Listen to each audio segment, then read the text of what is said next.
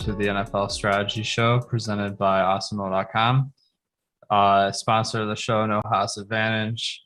Man, yesterday's slate was a wild one, and a lot of the popular plays didn't really come through for us. So it should be one to break down. Joined today by the perfect person to help make fun of some of these lineups that won.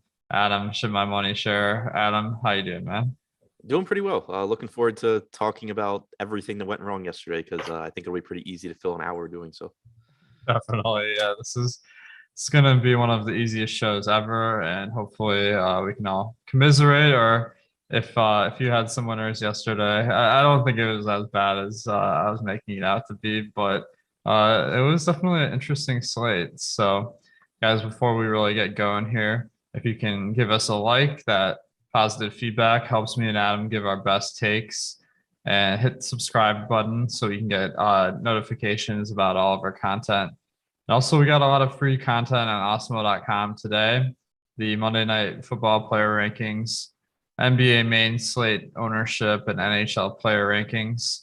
And Adam's DFS article for NBA, the deep dive, is free every day. So let's talk about the Millie Maker lineup yesterday that won. I mean, the first thing that I noticed when I pulled up the list of the highest performing players is that, like, at least through one game, like, all the highest performers were like 1 or 2 or 3% owned. So that was a wild one. The winner was Jackson 205. So congrats, Jackson. He only had 2 entries and won $1 million. So that was a pretty nice result for him. He had the Cam Newton stack with tight end Tommy Tremble. So a little bit off the board with Tommy Tremble, but it was really Cam Newton that got the job done for him. And then he ran it back with Terry McLaurin. So what did you think about Cam Newton yesterday? I thought he was a good play. I mean, the difficult part with Newton that, like, Josh and I talked about on the show yesterday morning was, like, do you play him naked? Do you stack him? Who do you stack him with? Because I think the biggest question, there wasn't really a question about, like, was he going to get goal line work, and give you rushing touchdown equity. It was, what's he capable of doing in the passing game? We saw him look just absolutely horrible with New England last year. So, it was kind of just like, do you pair him with DJ Moore? Do you pair him with McCaffrey? Do you just play him naked and hope he runs for a couple of touchdowns? But he ended up, DJ Moore had a decent game. McCaffrey had a decent game. Tommy Tremble, obviously, in the Millie winning lineup. So, good play. Cam, I thought, was a good play. Obviously, this lineup didn't allocate much money to the stack, which I think is fine considering the questions that we had. Yeah, definitely. Got Matt Riley in the chat. He says, I love hearing all the ways I sucked yesterday. Yeah, that's pretty much why we're here. So this one will be fun. Yeah, Cam Newton is interesting because there were these reports that were like, he might not play all the snaps. He doesn't know the playbook. I feel like sometimes, like, those reports are really unreliable, and that ended up being the case where Cam, he did play 100% of the snaps and had a big game. It looks like the ownership we have on this one, we'll have to wait until we get to the slant because I don't think he was 17% owned. I think we only got a partial set of lineups here. So a little bit, I thought everyone was going to be really excited to play Cam on his first game back. And although, let me pull up his ownership in the slant just because 6%. 6%. Okay, that was more what I thought. So Jonathan Taylor was obviously one of the key guys yesterday, and in a tough matchup versus Buffalo, Indiana was a 7-point underdog. And on the shows, we were kind of like, this guy could break the slate if this goes the right way. But like, that happened to even like crazier extent that any of us realized possible. Like, he got 56 points, 4 or 5 touchdowns. I can't even remember, but 5. Yeah. So that was an outlier performance if you ever see one. And the logic behind the play, I think, was really solid, that you can get a guy that's probably the leading fantasy scorer on the year for running backs at like a much lower ownership than he normally is. His ownership only came in at 3% in the slant. So did you end up getting to Jonathan Taylor, or was that just too much of a contrarian play for you? Yeah, I ended up not really getting to him. It wasn't that I, disliked him. Like, I think he was a good he's like the definition of a great tournament play. I think anytime you can get someone with that level of talent and that level of a workload at low ownership, it's a good tournament play. You know, obviously there's a lot of good tournament plays any given week, and so you don't necessarily end up rostering all of them. But you know, I thought that was just, it's an example of, you know, yeah, it was a difficult matchup. There were plenty of risks there, but you sort of just saw the field shy away from him, you know, basically across the board for because of those risks, and you know, sort of ignore the upside. So I didn't get to him, but thought that, you know, it was a very good play if you were able to. I agree. Yeah, it was a tough position because there were a lot of cheap running backs this week that everyone wanted to play.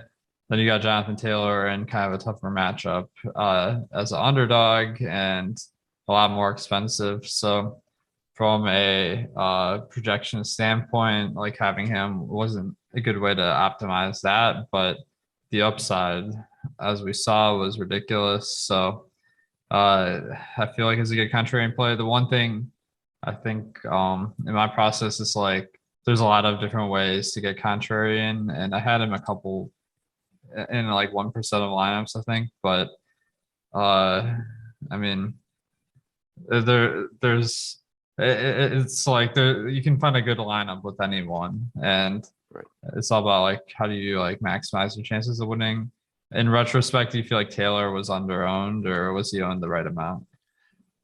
I mean, I think he was owned the right amount. Like it's tough because, like you were saying, it all comes down to your entire lineup. And so, you know, I thought that Taylor had, you know, like a 5 to 6% chance of being in the optimal lineup. I don't remember what we had him at in the boom bust tool, but like if he were higher owned, I think he would have been a bad play, basically, you know, because he did have all these things working against him. The reason he was a good play is because he was really low owned. So, you know, I think that it made all the sense in the world for the ownership to be low. It's not a situation where like I think the field made a massive mistake and just like everybody was wrong about Taylor.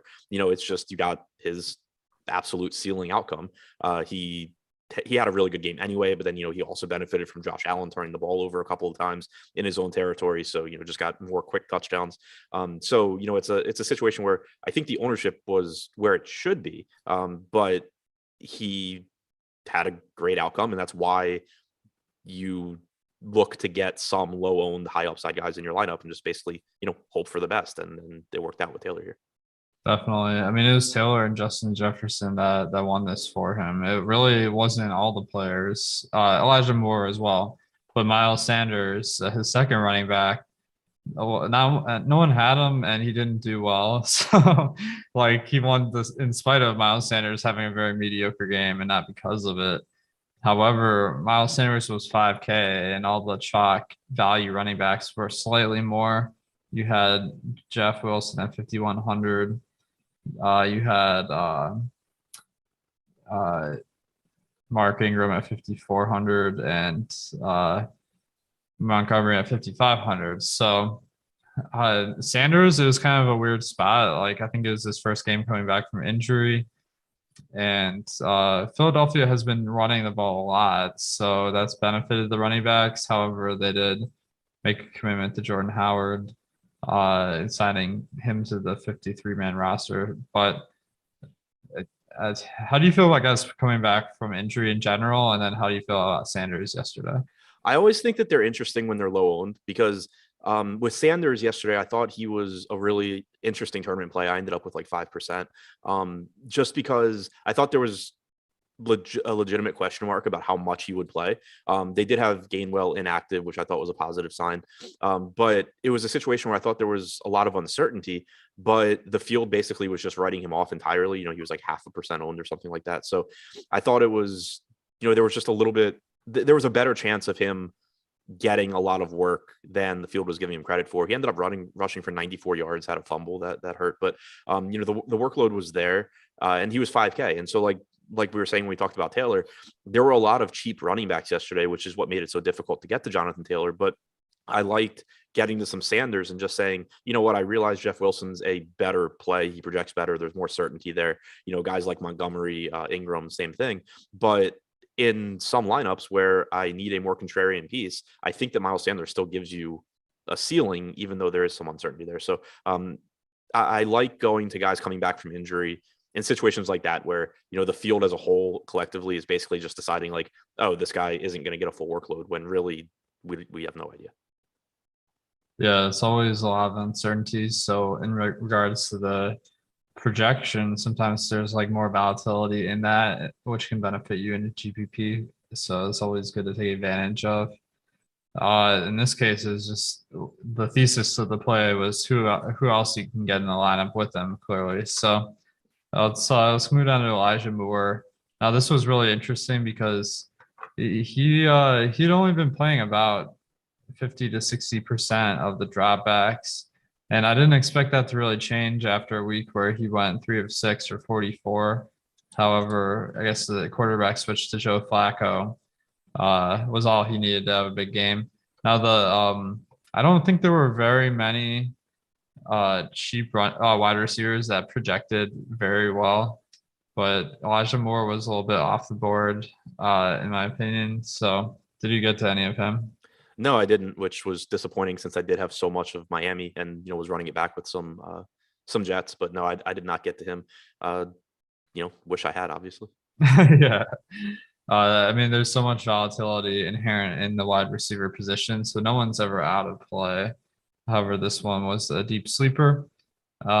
Justin Jefferson, really expensive at 8,100, but I mean, he's been one of the best wide receivers of the past year. Against Green Bay, the matchup, they were a little bit of underdogs, so maybe that could have slanted more to passing production, but he just had a spike week for sure. Like I didn't really see it coming, but did you have any thoughts about Justin Jefferson? I didn't roster him. I actually pointed him out on the strategy show though. Like I thought he was very similar to Jonathan Taylor, like the same sort of play where he didn't project quite as well as some other guys in his price range. You had Devontae Adams up there that obviously people were prioritizing. You had Tyreek Hill up there, but he was projected for about 3% ownership. He came in at about 3% owned. And the reason I pointed him out on the strategy show, it wasn't that I thought he was like a great play in terms of chances of success or somebody that I was building around. Clearly, I ended up not even getting to him. But just anytime you have somebody with that level of talent getting no ownership because players around him like Hill and Adams project better, it just becomes an opportunity in tournaments. Again, there's a lot of good tournament plays. So it's not like you have to grab every one of these, but when you have someone that talented that gets the level of work that Jefferson does, his ceiling is just as high as anyone else's, even if he's a little bit less likely to hit it. Definitely. Yeah. I think that any wide receiver in this price range is going to have an enormous ceiling. So sometimes just playing the ownership and getting someone that's low owned can pay off in spades, and that's what we saw. He was only 3% owned in the slant, so no one really wanted to pay up for him compared to Devontae Adams in the same game at 20%. So I didn't end up getting to any Justin Jefferson, but I didn't dislike the play. It looks like in the slant, not many people were on him. Now, Swift was a guy that's definitely off the radar for me because Cleveland, they were such a big favorite, and Jamal Williams was coming back, just threatened his workload, but he ended up having the breakout week. It just sucked that it wasn't one of the 2 weeks that we rostered him. Did you end up having any Swift? Actually, I'm not sure. If I did, I didn't have a lot. Trying to look now. How many fantasy points did he score? Oh, never mind. Yeah, 25. I did not have any Swift. Looks like, he was only 2.7% on, so off the board. But this guy's strategy, Jackson 205, of just paying up on guys that no one else was on, really paid off. He went cheap on guys that were low owned too. So now the Lions defense, he did a correlation with Swift. That definitely paid off as Baker Mayfield had a really rough game, but it was funny because the Lions still lost the game. Now, Baker is pretty inconsistent, so I think that was a pretty good contrarian play to pick the Lions defense at 2,100. What do you think? Yeah, and we had reports too that Mayfield was playing through injury as well. So you have an inconsistent quarterback on his best day, playing through injury. And yeah, I mean, defense, I'm just never it doesn't really matter who the defense is. I'm never gonna like have a problem with somebody just spending as little as they can at the position because there's so much volatility there. It's not the way scoring's set up. It's not about necessarily just not allowing points.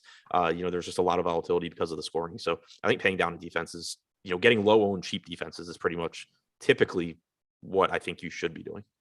Agreed. Yeah, I had a lot of the Chiefs defense, which was interesting because Dallas was so popular. So I was trying to do that strategy, but just in a different spot. That didn't pay off nearly as well. But actually, I think the Chiefs did pretty well. Yeah, they were one of the best defenses. Nice. We're gonna look at the slant ownership and compare some different pros. But before we do, we got a special promo going on for Black Friday. The NFL Express Weekly Pass, you can get for only $1 for the first week using the promo code stuffing. Has the rankings, ownership rankings, the lineup builder for the full slates, and then we have everything with the NFL Showdown and single game and tiers. So we're going to have a lot of good showdown slates this week with Thanksgiving, so you can take advantage of those for only $1 with stuffing. And it's only valid through Friday, so make sure to take advantage of that. Let's go over to the slants. The highest, let's start from highest to lowest owned. The highest owned play, it was interesting. AJ Dillon at 43%, but looks like both of us were under the field a little bit on AJ Dillon. Was that just because you like the other cheap running backs more? Yeah, I think it was a couple of things. I ended up playing a lot of Jeff Wilson. And so once I was getting a lot of Jeff Wilson at that ownership in lineups, I don't really want it makes it difficult to be getting a lot of AJ Dillon as well, because you're just playing really chalky lineups at that point, potentially. So I think it was just that Wilson was a little bit cheaper. They projected similarly. So I was getting there. And then also, not that I had a rule set against playing Adams and Dillon together, but obviously not ideal having them both in a lot of lineups. So I think how much Adams I got to probably drove Dillon down a little bit too. Nice. Yeah, that makes sense to not want to play the running back and wide receiver in the same lineup. So Dillon ended up doing fine, but I guess the optimal lineup construction, just you needed Jonathan Taylor and Swift basically. So it was a tough day to get some value because the running backs at the high end kind of overperformed. Now, Jeff Wilson, were you tilted when he dropped that touchdown, or Jimmy G missed the pass where Jeff Wilson was wide open in the end zone? Did you tilt over that? Yeah, so I didn't see it. I saw a tweet about it, and that's about when I decided to go to the bar. Yeah, that's always a good solution. Now, Michael Gallup with no Amari Cooper stood out as someone that would get a bump in workload. He was 4,200, so there really weren't very many spend down wide receivers. He ended up being really, really popular at 36%. It looks like you were under the field. I was under the field. So I feel like anytime you got inconsistent wide receiver at that ownership, it's kind of an intriguing fade. Is that how you played it? Yeah, and I thought that game in general was interesting because, like, on the show with Josh in the morning, I'd said that I liked getting to the Dallas side because we didn't have a ton of ownership going to Dak. But what I think ended up happening was the other pieces in that game were so popular that if I was, stacking that game, it was just really difficult to make contrarian plays around that game. You had so much ownership going to Gallup, you had so much going to Hill. So I just kind of ended up being underweight on pretty much all of it, and unfortunately loading up on the Raiders game instead. But I think it was a situation where, like, not only was Gallup really, really popular, and like you said, it's still a volatile spot, and I don't really want to be getting to volatile players at that ownership level anyway, but also, like, the players that positively correlated with him were also extremely popular. So it was just difficult to build contrarian lineups, I think, that revolved around that game. Agreed. Yeah. We see that time and time again, that if you want to stack the chalk quarterbacks and they're expensive, like that random cheap wide receiver in the game is always a lot more popular than you'd expect. So it's happened a lot with Mecole Hardman this year on the Kansas City side, where, like, that really negates the advantage you're getting of salary relief if everyone has them. So That being said, the winner of this tournament, Mossy, a guy that's always fun to see on the Twitter streets. He had 52% Gallup, so he just made it happen in those other lineups. I assume he wasn't in the winning lineup, but He was not. No, he okay. was. He Oh, was. he was. Okay. So in the slant, you don't need to get every pick right. And in the Billy Maker, you didn't even this week. So Yeah. Well, he also just now, had a ridiculously he had Zach Ertz, he had Jefferson, he had Valdez Scantling. nice. So he didn't have he won without Jonathan Taylor. That's not surprising because Jonathan Taylor had such low ownership this week. Yeah, that's But true. yeah, I guess not. If Jefferson was like 3% and Taylor was 1% or 2%, I can't remember. So then only one in if you multiply those two together, it's just a Yeah. really small number of lineups that would have that combo. Now, what did you think of the Kansas City game in general? It sounds like you were under, and it looks like that was true with Tyreek Hill, although you had 20%, used 27%. My general thesis is that football is hard to predict. So if everyone is predicting that a game's going to be shootout, it pays to fade it. Is that what you were thinking with this one? Yeah, that's pretty much where I was. It was just like all the pieces of that game were getting so much ownership that I thought it was really difficult to make lineups that I thought were good and still just find contrarian pieces. So because like the thing was when you think about that game, Hill's expensive, Kelsey's expensive, Mahomes and Dak were expensive, CeeDee Lamb's expensive. Really, the only value piece that you really could get to is Michael Gallup and feel confident in it. So all those guys are popular and they're expensive. So if you're putting them into your lineups, you're getting popular guys, but then you need to find salary relief somewhere. And the cheap running backs where you would look are all popular. So it just became really difficult to make lineups that I thought were good, but also low enough owned. So I think I used these guys more so as one-offs, or maybe Gallup Hill together, but without the full stacks, and then just loaded up on what was a little bit lower owned Cincinnati game. Nice. Yeah, I see that you had a lot of T Higgins. So 44%. Were a lot of those lineups with Burrow, or did you like play a lot of unstacked exposure to that game too? Yeah, I just had a lot of that game. I had 47% Waller, 45% Higgins, 43% Carr, 38% Renfro, 30% Chase. I think I had like 16% Burrow or something like that. Nice, man. Yeah, I think that was definitely a reasonable strategy. It looks like you're all in on the Bears defense. That was a nice play because I feel like a lot of people might have missed out on because they built their lineups before Lamar Jackson was ruled out. So clearly you were able to react to that news. Didn't pay Yeah, off quite I as was much. hoping they were going to be lower owned. Oh yeah, 12%. That's a little bit higher than I was expecting. I saw that the Browns defense was the chalk defense at 27%. So I mean, anytime you get to play a backup quarterback with your defense, that's a win. So I see you got a lot of the Panthers defense as well. It looks like you concentrated pretty heavily on a few different defenses. Is that something you do on a regular basis? No, it was a pretty weird week for me with defenses. Normally I end up pretty spread out because again, there's just so much volatility there. And typically I don't think that there's a big difference in defenses. But this week, just really heavy on the Bears, really heavy on the Panthers, had a decent amount of Cleveland, but I was under the field there. Also had a lot of Seattle against McCoy, which didn't go well at all. But no, this week was kind of weird for me in my defense exposures. Nice. Now, some of the other guys that you kind of needed, Devontae Adams. It looks like you were around the field. I was around the field. That one, pretty obvious if you have the money. He's always a great option.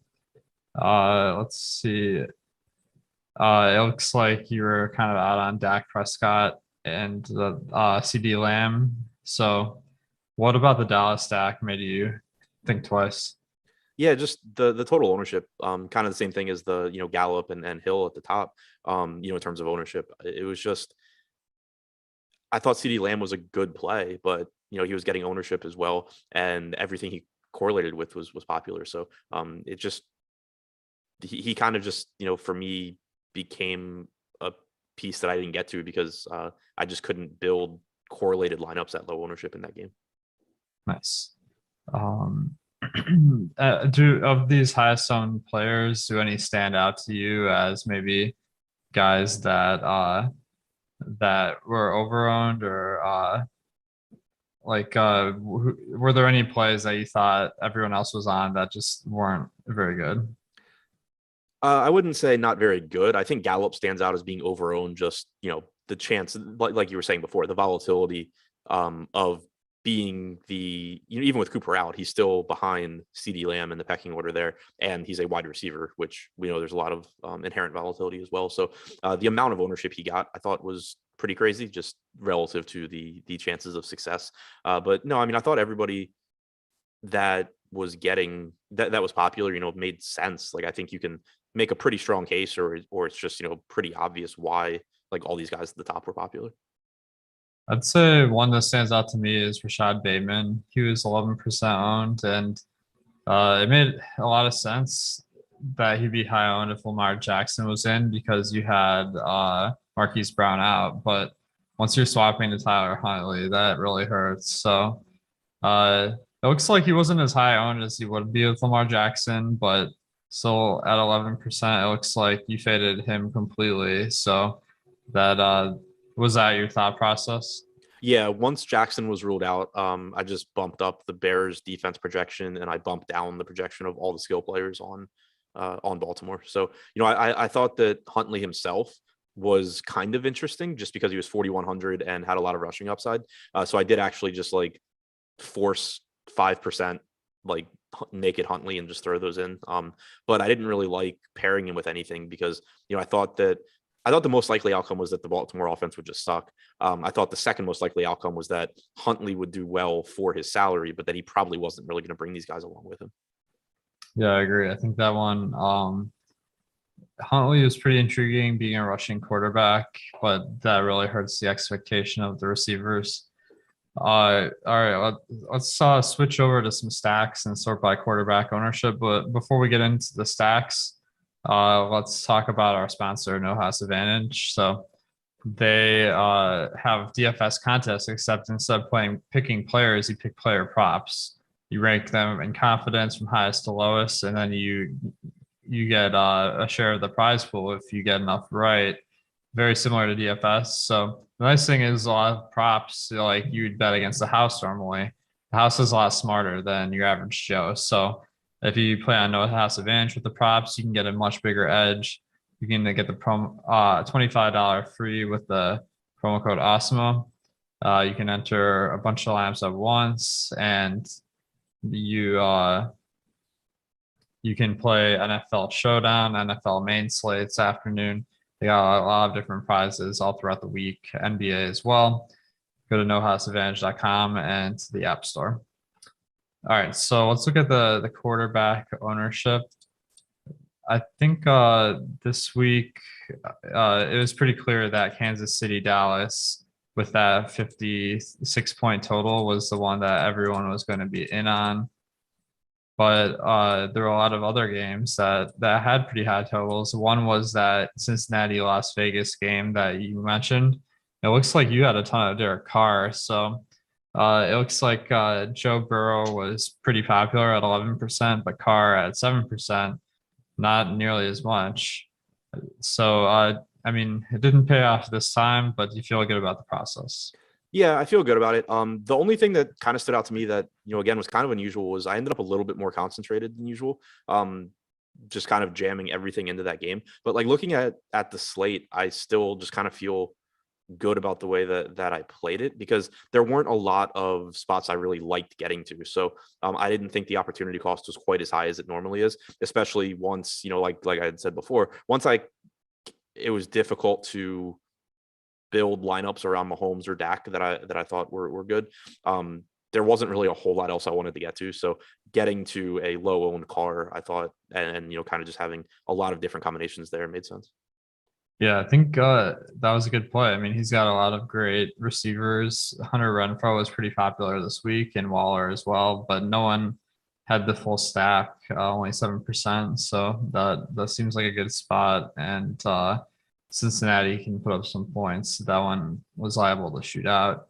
If everyone is playing the other side, it makes sense to play the Raiders. The one that I was trying to capitalize on was this Jets and Miami game. Now, I see you had a good amount to Tagovailoa as well. It looks like he was pretty popular at 8%, but he was the value play that I felt really confident in, being a favorite versus the Jets and having Waddle and Gesicki as great options to pair with. So, were you surprised to see that he was 8% owned? And how did you feel about that stack? Yeah, I mean, I thought the ownership made sense just because he was cheap. I thought he was a viable cash option. I ended up not using him, but whenever somebody I think is viable in cash, like you just see a lot of ownership in tournaments. But I still thought 8% was fine because you could stack him with pieces that were really useful. Jalen Waddle was cheap, had a really high ceiling. Tight end this week wasn't that great. Like if you weren't able to pay up for Kelsey or Darren Waller, this wasn't a week where I thought there were a ton of really good cheap tight ends. So being able to use Gesicki in a stack, I thought made a lot of sense and made Tua look more appealing as well. So it drove up how much Tua I was getting. Nice. Yeah, I think that whenever you like the quarterbacks the wide receivers and tight ends, then it makes sense to have that quarterback exposure. And Waddle was one of the better cheap wide receivers of the week. So that was a lineup construction that pretty much built itself. Now, the Bills stack, I was surprised that only 8% ownership for Josh Allen. This one didn't really pay off, but man, the potential was so high because Indianapolis had such a big week, and then Jonathan Taylor in the same game could have been the ultimate run back, but that was a little disappointing that they weren't able to put up some more points. What do you think? Yeah, I'm with you. I was kind of surprised I didn't get more. I ended up right around the field on Allen. But yeah, I thought he was a good play. He was expensive, but he worked as a pivot away, getting about half the ownership of Mahomes and Dak. So very, very high ceiling there. I think from a roster construction standpoint, I just ended up preferring going a little bit cheaper, but that I thought was a really good play. And I was kind of surprised that I didn't get to more. It looks like Rinpack. So a single entered this one, and he had Tyler Huntley. So that was an interesting one because he must have built this lineup right towards the end. Now Huntley was only 5% owned. That's actually a little bit higher than I would think for a guy that you didn't even know was going to play until an hour and a half before. So, did you think there was a big edge in swapping to Huntley since people wouldn't have time to really set their lineups? I didn't think there was really a big edge because, again, I thought that the most likely outcome was just that game would be an ugly mess and nothing really useful would come of it. But I did just kind of force, I just locked him in fantasy. I didn't even rerun crunches with Huntley in. I just made my lineups as usual and then decided that I would just play 5% Huntley. So I just locked him in fantasy cruncher naked, created 8 lineups that I thought were good and threw them in because it's it's not that I thought it was a huge edge playing him, but I just thought that there was enough uncertainty there that I wanted at least a little bit of exposure. Nice. Now the couple of guys I was in on, Russell Wilson, man, that was a little bit frustrating as well. But going up against Arizona, they were a sizable favorite, and he's got 2 great receivers with Lockett and Metcalf, but it seems like the magic just hasn't been there. He's been really struggling, and that happened again this week at 8%. Or 8 fantasy points, but he was only 3% owned. So seeing that ownership, do you wish you had more, or why do you think he was so low owned?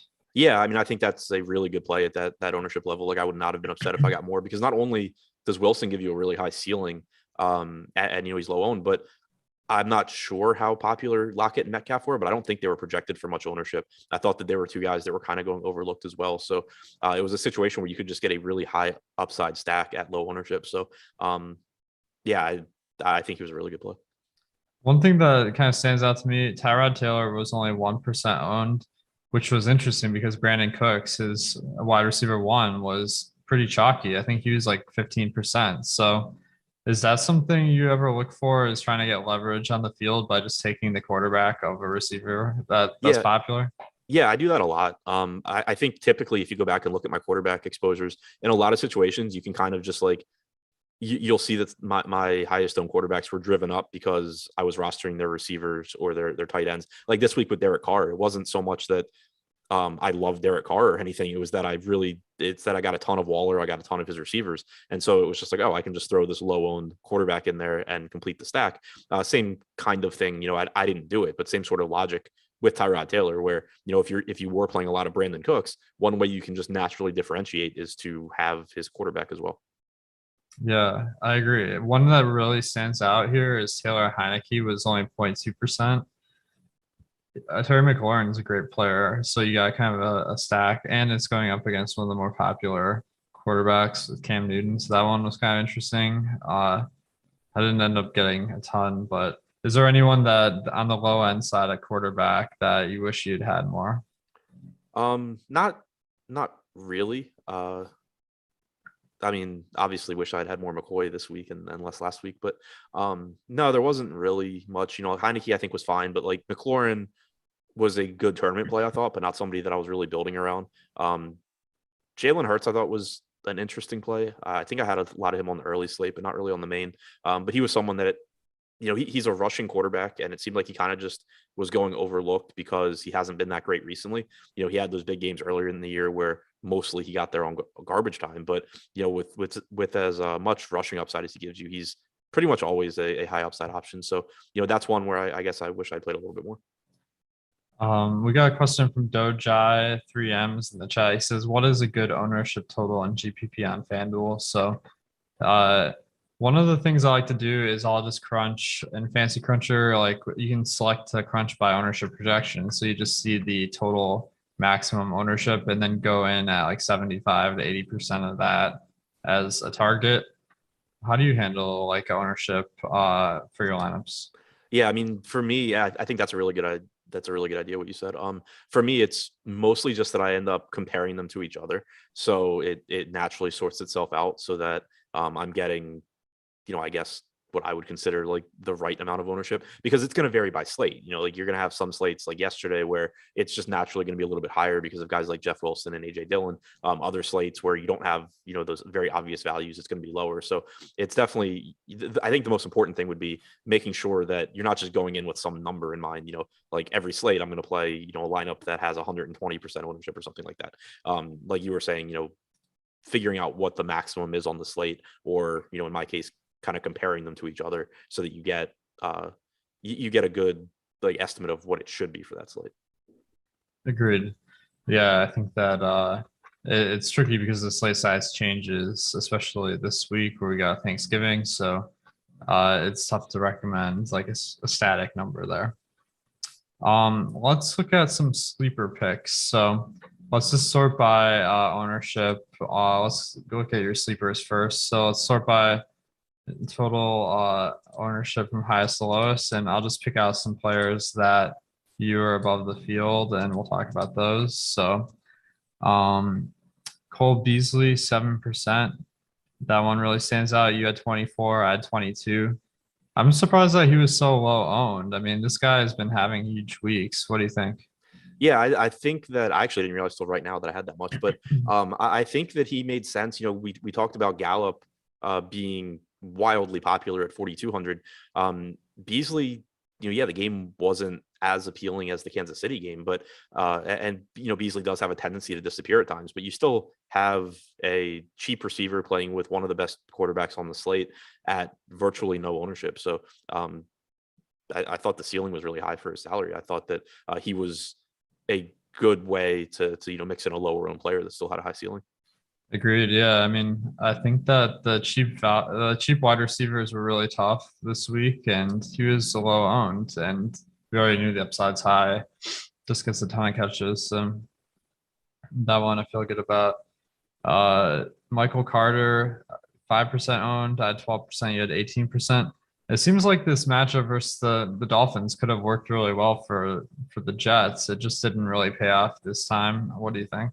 Yeah, I mean Carter got pretty unlucky too because he got injured, but he also had like a 39-yard run in the first quarter where he was tackled at the goal line and didn't get in. So it easily could have been a really good game for Carter. But I thought that he made a lot of sense because he was low owned, he was relatively inexpensive at 5,800. So he kind of lets you keep that same roster construction where you're paying down at running back, but he saved you a lot of ownership off of the more popular guys. And then he also correlated positively with our Miami stacks. We both played a lot of Tua, played a lot of the Miami game, or Miami side. So mixing in Carter, I thought just made a lot of sense. And really, I think he got pretty unlucky. Agreed. Yeah. He ended up having, I think, 70 yards rushing or 60 to 70. So that was pretty good outcome. Just didn't get in the end zone. Alex Collins was another cheap running back that you had a bunch of at 14%, I had 6%. So the field only had 2%. This one I thought was going really overlooked because this is a guy that gets the majority of the work on a team that was a favorite versus Arizona, who is starting their backup quarterback. So I felt like that was a guy that just was super under the radar. Unfortunately, the like under the radar running backs that did well were just at a totally different price. So I think that was a good one. Now, I see you had a lot of Josh Jacobs and Brian Edwards. I take it that was mostly because you had a lot of stacks of the game. Yeah, it was just those guys being pulled up because of those stats. Okay, cool. Terry McLaurin, 1%. You had 5%. Is that another one? I didn't see how much Cam Newton you had, but it didn't look like a ton. No, I didn't have much Cam. So do you try to get more exposure to those like high price guys that have high upside, but maybe not the best from a value perspective? Yeah, I think it was just a function of, I was playing a lot of cheap running backs. And McLaurin, I think gave you a little bit of a discount in terms of ceiling. He was 7K, whereas, a lot of the other top tier receivers are, 8K plus. Obviously playing with Heineke and in that game in general, he doesn't project as well as those other top tier guys. But from a talent standpoint, he's cheap. He projected reasonably well and at low ownership. So I did like getting to him a bit. Nice.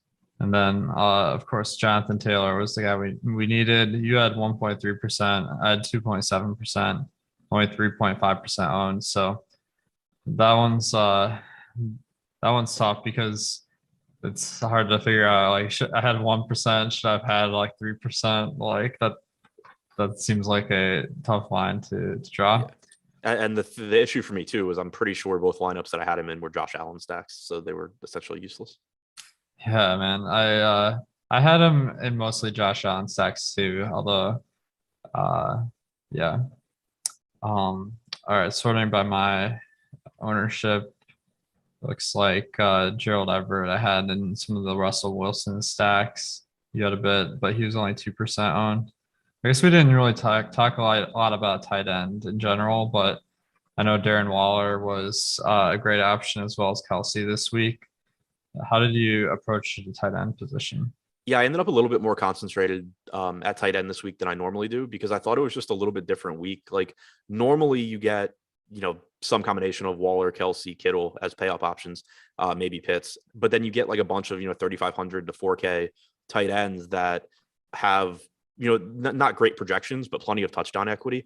And so a lot of times I just end up rotating through those guys, especially if they're going to be low owned. This week, I didn't really think the options down there were that good, just, the teams playing and the options that you had. So that's another reason I think I ended up with so much of the Oakland game was Waller just looked really good to me, getting a little bit less ownership than Kelsey, but also just where I didn't think that there were as many good value tight ends. So I paid up for Waller a lot. I like paying up for Gesicki a lot.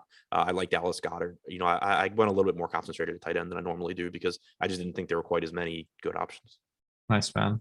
Yeah, so you didn't have much Dan Arnold. I saw everyone was tilting that he put up a bagel. Yeah. So that was a kind of crazy result. But like that one, it seemed really fluky that he's scored as many points as he has so far this year. But maybe it's just because tight end in general hasn't been a great position in fantasy.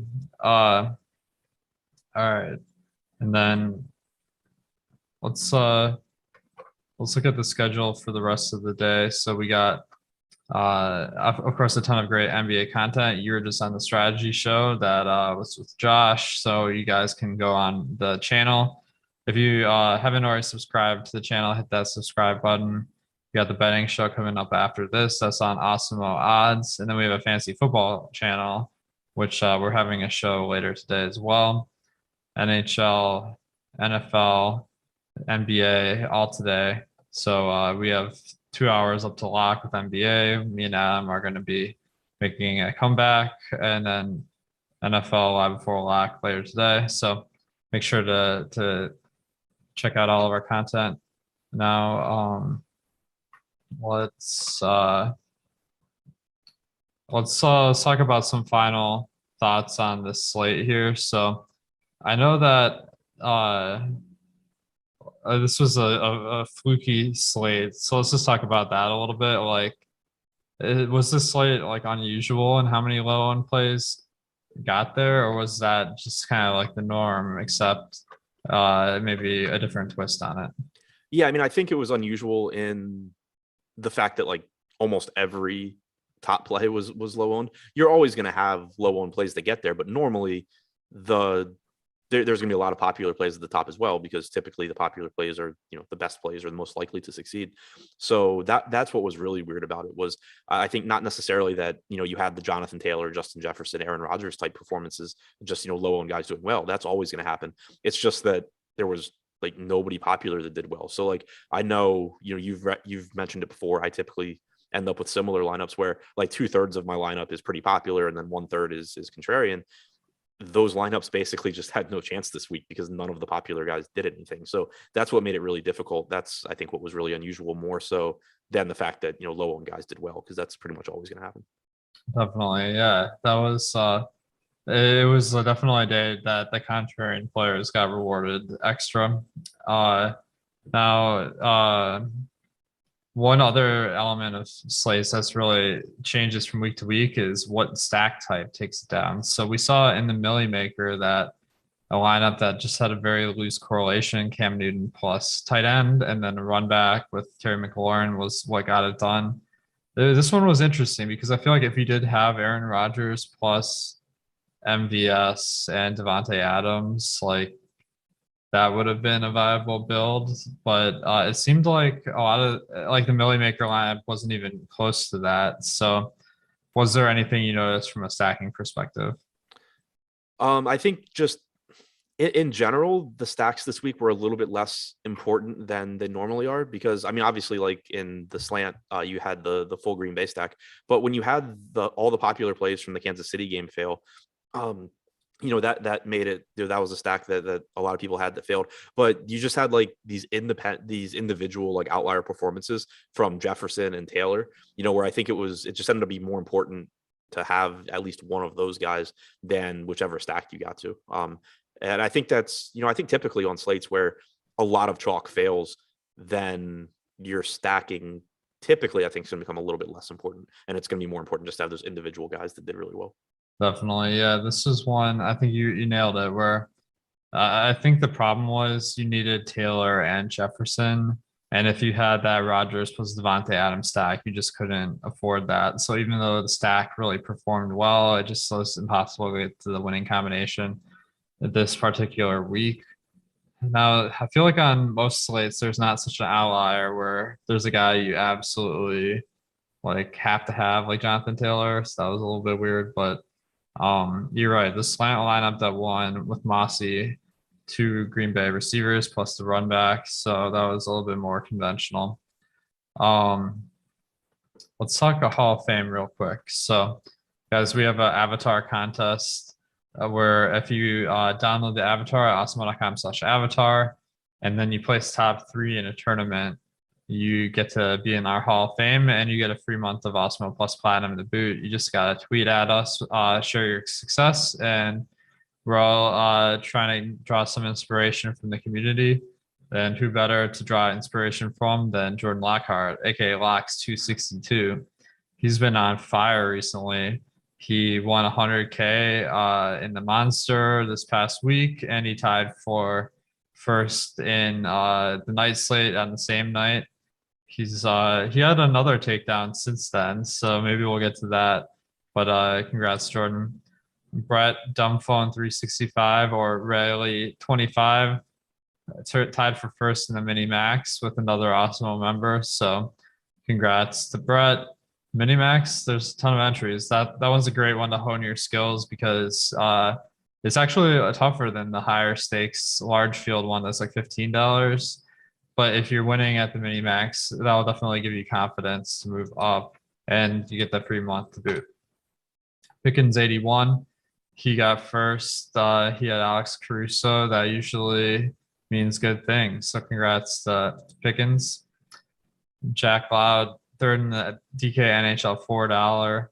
He only get 20 entries, but he didn't need 20. He only needed 2. Finished third for $500. Jake in the gang do great work with NHL. So if you guys play NHL DFS, make sure to subscribe. Sean Zahn tied for first in the Monday Night Millionaire Maker. And then last night he got first again. So he totaled 50K plus between those two. Sean does a lot of great work behind the scenes with projections and developing new products. So congrats to Sean. News God always hitting the parlays, and last night was no exception. Or I guess this one was the NFL one yesterday. Hit a 5-leg parlay, got $131. Maybe it was 4 legs. Anyway, and then he tweeted another parlay in NBA where he won $115. So congrats to News God. And then the Hall of Fame, we got a ton of winners to celebrate here. So Jordan Lockhart again, 25K. Congrats, Jordan. That's like we're getting used to saying that he's definitely up and comer.